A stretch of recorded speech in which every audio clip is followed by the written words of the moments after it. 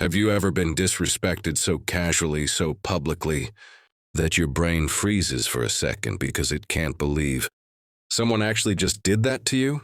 That moment where you feel your face heat up, your jaw lock, and you realize this isn't about what just happened. It's about what you're about to allow. That was me, standing in a packed metro train, staring at a kid who had decided the entire world could wait for him. The day itself wasn't special. No dramatic tragedy, no movie-level stress. Just one of those exhausting days where everything feels slightly heavier than it should. I'm 22, old enough to know how people work, young enough to still believe basic respect shouldn't be a luxury. I had somewhere important to be, not urgent, but important enough that I didn't want extra nonsense added to an already long day. So I took the metro like everyone else. Crowded, noisy, uncomfortable. The usual. People were packed in tight, holding poles, shifting their weight, staring at the floor or their phones. You could feel the shared irritation in the air, that unspoken agreement that we're all suffering together. So let's not make it worse for each other. That's when I noticed him. At first, my brain didn't register it properly because it looked so out of place. A teenage guy, maybe 16 or 17, stretched across not one seat, not two, but five. His body was laid out like he was at home on a couch. Legs extended, arms relaxed, backpack placed beside him like it deserved a seat of its own. And on top of that, his phone was blasting music out loud. No headphones, no shame. Just loud, distorted noise filling the entire car. I looked around. An older woman standing nearby, clearly tired. A couple of workers still in uniform gripping the poles. People pretending not to notice, because everyone knows saying something can turn ugly fast. The kid didn't care. He wasn't even pretending to be unaware. He knew exactly what he was doing. I told myself to stay calm. Most people respond to politeness. Most people, when asked respectfully, will at least move their bag. So I stepped closer and said, "Hey man, could you move your bag so I can sit?" He didn't answer right away. He looked up slowly, rolled his eyes, and smirked. Not a nervous smirk, not an awkward one. The kind of smirk that says he enjoys this. Then he dragged the word out like it was funny. "Nah," he said. "I don't think so, man." Something snapped inside me. Not instantly violent, not explosive, just a sharp internal click. It wasn't even what he said, it was how he said it. The confidence, the entitlement, the assumption that no one would challenge him. I felt my shoulders tense, my heartbeat pick up, my thoughts narrow. I glanced around again. No one spoke. Not because they agreed with him, but because they were tired of fighting battles that never seemed to end. For a second, I considered letting it go. Standing somewhere else, swallowing it. That's what most people do. But then I looked at him again. Still laid out, still smirking, still blasting music like the train belonged to him. And it hit me. If I walk away, he learns nothing. He does this tomorrow, and the next day, because nobody ever stops him. Before my brain could overthink it, my hand reached down and grabbed his backpack. I felt the weight instinctively, checking without even realizing it. Then walked a few steps down the train and tossed it onto the floor near the door. It wasn't dramatic, just a solid thud. But the silence afterward was intense. He shot up instantly, eyes wide, anger replacing surprise. "What the hell are you doing?" he shouted. "Go get my bag right now!" I turned and looked at him calmly, even though my heart was pounding. "You can either go get it yourself," I said, "or you can try to fight me." That's when reality hit him. I'm not small, around 90 kilos, solid, grounded. He stood there, lanky and tense, clearly doing the math in his head. For a few seconds he looked like he might try something. Then he broke eye contact and stormed down the car to grab his bag. I sat down in the space he'd been hoarding. Then I looked at the people standing and told them to sit. One by one they did. When the kid came back and saw every seat taken, he started yelling again, but this time it sounded hollow. I told him the same thing again. He stared, clenched his jaw, realized nobody was backing him up, and eventually stormed off into another car. As the train kept moving, my heartbeat finally slowed. The noise settled, and for the first time that day, the weight in my chest lifted just a little. For a few stops after he disappeared into the next car, the train felt different, quieter, not silent, but calmer, like everyone had collectively exhaled. People avoided eye contact with me, not out of fear, more like that awkward respect you give someone who did what you wish you'd had the courage to do yourself. I sat there, hands resting on my thighs, pretending to stare at nothing, while my mind replayed the last 5 minutes on a loop. That delayed adrenaline hit hard. My heartbeat was still loud in my ears, my fingers slightly numb. I wasn't shaking, but I felt wired, hyper-aware of every sound, every movement around me. That's the funny thing about moments like that. When you're in them, everything feels slow and controlled. When it's over, your body catches up all at once. A part of me wondered if I'd gone too far. Not legally, not logically, but socially. We're taught from childhood to de-escalate, to be the bigger person, to avoid confrontation at all costs. We're trained to believe that standing up for yourself automatically makes you the aggressor. I could already hear imaginary voices in my head telling me I should have just ignored it, that it wasn't worth the risk, that he's just a kid. But then I remembered his face. The eye roll, the smirk, the way he'd said nah like it was funny to deny someone basic decency, and suddenly that guilt had nowhere to land. I watched the reflection of other passengers in the window. An older man nodded almost imperceptibly in my direction. A woman across from me gave a tight half smile before looking away. No one said thank you. They didn't need to. Their body language said enough. They were comfortable now, sitting, breathing, existing without being disrespected by someone who thought volume and attitude equaled power. 2 stops later, I thought that was the end of it. I really did. I assumed the kid would stay in the next car, sulking, licking his wounds, maybe texting his friends about the psycho adult who embarrassed him. That would have been fine. Lesson learned, everyone moves on. I was wrong. At the next station, the doors opened and I saw him again. He didn't come back alone. He had 2 friends with him now. Same age range, same energy. You could spot it instantly. The way they walked, the way they looked around, puffing their chests slightly, feeding off each other's presence. Confidence borrowed from numbers. They didn't rush me. That would have been too obvious. Instead, they lingered near the door, whispering, glancing in my direction, laughing just a little too loud. The original kid kept staring at me, his jaw tight, eyes full of that wounded pride that turns into something ugly if it's not checked. I felt it before anything happened. That subtle shift in the air, the tension creeping back in. My shoulders stiffened, not out of fear but readiness. I adjusted my posture slightly, feet planted flat, back straight. I didn't stare them down. I didn't challenge them. I just stayed exactly where I was, calm and unmovable. They started talking louder on purpose. Words like crazy and psycho floated through the noise of the train. One of them laughed and said something about grown men thinking they're tough. It was bait, obvious clumsy bait, the kind meant to pull you into reacting emotionally so they could flip the script and play victim. I didn't take it. I kept my eyes forward like they didn't exist, and that bothered them more than anything else could have. When someone wants a reaction, denying it feels like disrespect. I could see it on their faces, the confusion, the frustration. The original kid shifted his weight, stepped a little closer, then stopped. He remembered. He remembered how fast his confidence evaporated earlier. Finally, one of his friends spoke directly to me. "You think you're hard or something?" he said, trying to sound casual, trying to sound older than he was. I turned my head slowly and looked at him. Not angry, not aggressive, just calm. That kind of calm that doesn't give you anything to work with. "I think you should sit down if you can," I said. "And if you can't, stand somewhere else." That's it. There was a pause. Not a long one, but long enough for reality to creep back in.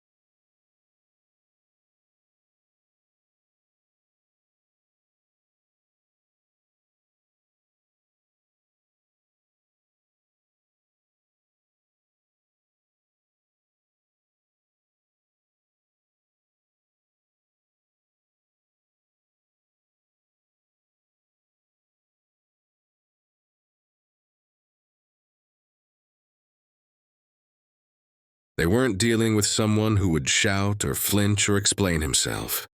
They were dealing with someone who had already drawn a line and wasn't interested in moving it. The doors opened at the next stop. One of the friends muttered something under his breath. The original kid hesitated for half a second, then turned away. All three of them stepped off the train. As the doors closed and the train pulled away, I caught a glimpse of his face through the glass. Not anger anymore, not arrogance, just embarrassment, the kind that sits heavy and quiet. I leaned back in my seat and let out a slow breath I didn't realize I'd been holding. That's when it hit me. This wasn't about winning. It wasn't about proving I was stronger. It was about something much simpler. For once, someone had tried to bulldoze everyone around them, and the bulldozer stalled. And that feeling, that quiet, steady sense of balance returning, it stayed with me long after I reached my stop. I got off a few stops later, but the story didn't end when my feet hit the platform. That's the thing people don't tell you about moments like this. The confrontation might be over, but your mind keeps chewing on it, replaying it from different angles, asking what if, what next, what did that really mean? I walked through the station with the sound of trains echoing around me, feeling that strange mix of calm and alertness, like my body hadn't fully decided whether the danger was gone yet. As I climbed the stairs, I thought about how small the original issue had been. A seat, just a seat, and yet it never really is about the seat. It's about the message behind it.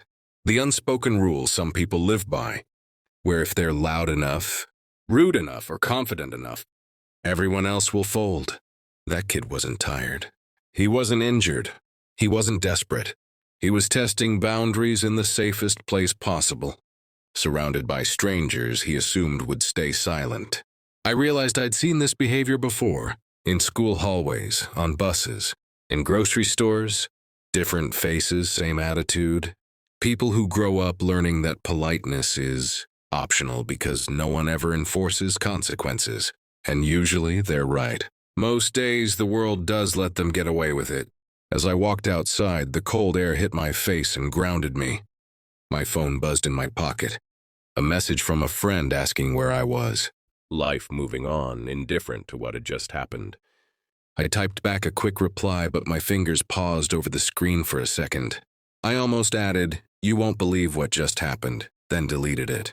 Not because I was ashamed, because I knew how it would sound. People hear stories like this and immediately choose sides without actually understanding the moment.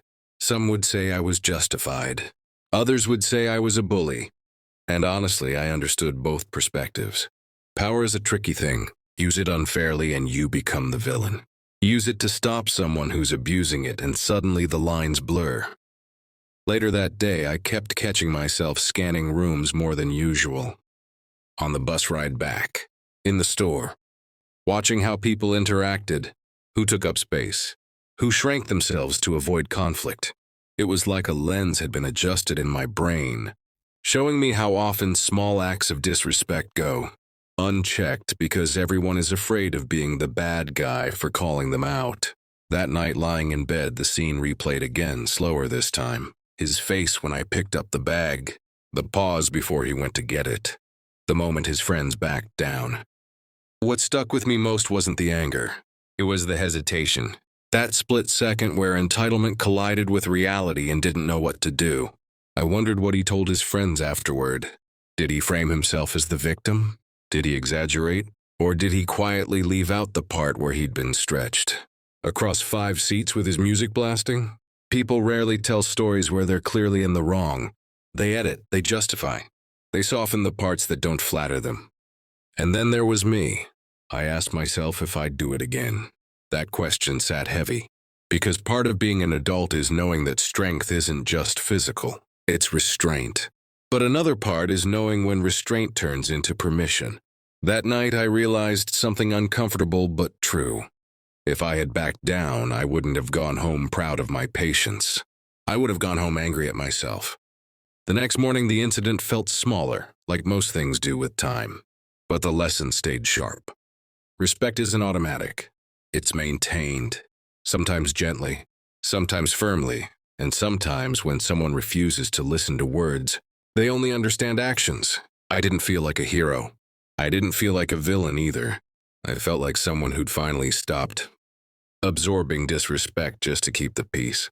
And that quiet shift inside me mattered more than the seat ever did. A few days passed and I thought the whole thing was behind me. Life slipped back into its normal rhythm. Work, errands, routine. The kind of days where nothing stands out enough to remember later. But then something unexpected happened. I ran into him again, same metro line. Different day, less crowded this time, but still busy enough that seats mattered. I noticed him the moment he stepped into the car. Same kid, same backpack, same posture. But something was off. He wasn't sprawled out this time. He stood near the door, shoulders slightly hunched. Music low enough that you could barely hear it. He saw me too.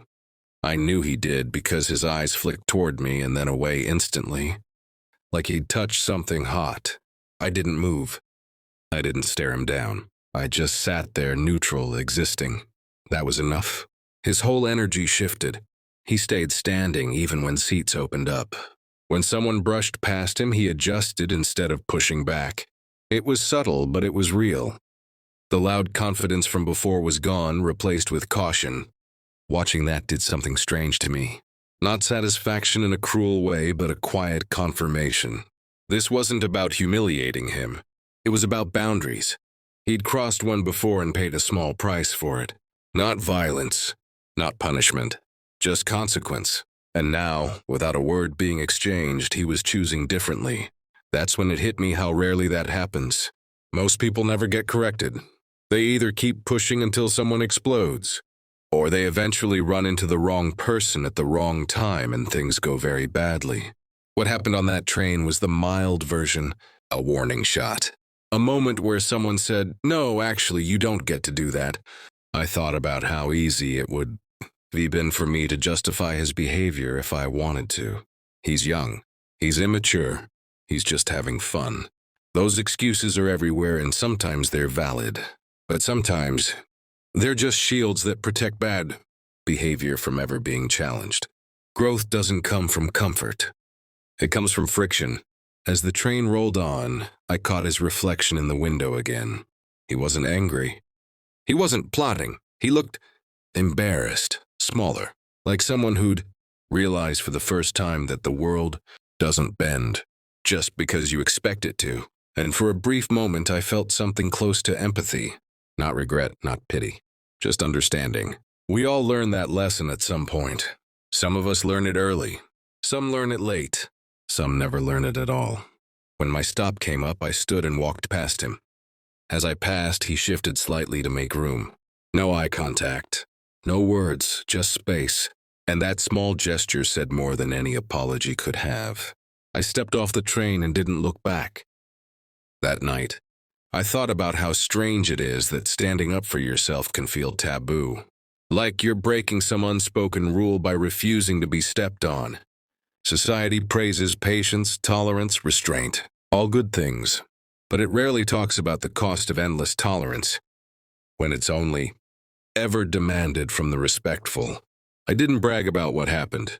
I didn't tell it as a flex, because deep down I knew this wasn't a victory story. It was a balanced story, a reminder that public spaces only work when people agree to share them. And when someone decides they're above that agreement, someone else eventually has to remind them they're not. Looking back now, what stays with me isn't the moment I grabbed his bag or the look on his face when he realized he'd misjudged me. It's the quiet afterward, the way the air in that train changed, the way strangers sat down and relaxed without saying a word. That moment of unspoken agreement where everyone understood that something unfair had been corrected. I know how this story sounds on paper. A grown guy intimidating a teenager. And I won't pretend that power dynamics don't matter, because they do. Strength comes with responsibility. But responsibility doesn't mean absorbing disrespect indefinitely. Just to keep things comfortable, it means choosing when enough is enough. People like to believe the world runs on rules alone. That authority will always step in, that someone else will handle it. But in real life, especially in shared public spaces, it often doesn't work that way. Most bad behavior survives not because it's unstoppable, but because it's tolerated. Because everyone hopes someone else will be the one to speak up. That kid learned something that day. Not that I was stronger. Not that confrontation is fun. He learned that actions have immediate consequences, even small ones. That when you push far enough, someone eventually pushes back. And judging by the way he acted the next time I saw him, the lesson stuck. As for me, I learned something too. Standing up for yourself doesn't have to look loud or dramatic. Sometimes it's calm. Sometimes it's uncomfortable. Sometimes it makes you question yourself afterward. But walking away from disrespect every time comes with its own cost. One that builds quietly until you don't recognize yourself anymore. I don't go looking for conflict. I don't enjoy it. But I no longer fear it the way I used to. Because I've seen what happens when you draw a clear line and refuse to let someone cross it. The world doesn't fall apart. People adjust. So if there's any takeaway from this, it's simple. Public spaces belong to everyone.